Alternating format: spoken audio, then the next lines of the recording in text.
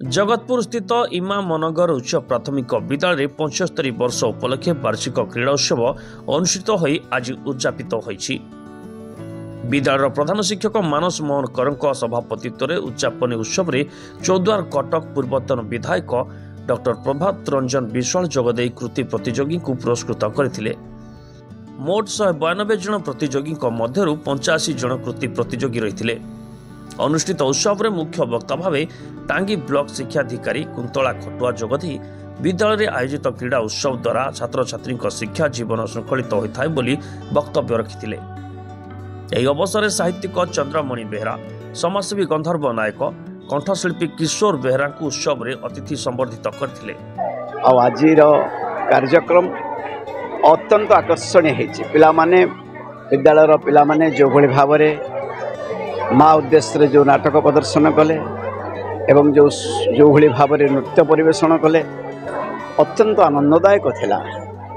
ତେଣୁ ଆଶା କରୁଛି ଏ ପ୍ରାଥମିକ ବିଦ୍ୟାଳୟଟି अत्यंत दीर्घ दिन धरी देखी आसुची। विधायक थिबा समय वर्तमान विधायक सौभिक विश्वाल अच्छा आम देखी आसुचु। विद्यालयर शिक्षार मान यथेष्ट ऊर्ध्वे से प्रधान शिक्षक समस्त शिक्षक शिक्षयित्री मान धन्यवाद जनाऊँगी। आ विद्यालयर जहाँ अभाव असुविधा सब थिला विधायक थिबा समय समस्त प्राय दाबी को पूरण करा जाइतिला। एबे जहाँ दाबी रही वर्तमान विधायक सौभिक विश्वाल 4 लाख टंका दे जहाँ दाबी थिला शिक्षा कमिटीर शिक्षक शिक्षयित्री माने जहाँ दाबी करथिले डेपुटी मेयर ए वार्डर डेपुटी मेयर से दमयंती माझी से जहाँ दाबी रखिथिले से दाबी को पूरण करबा पई विधायक पंठीरु 4 लाख टंका मध्य दिया जाइछि।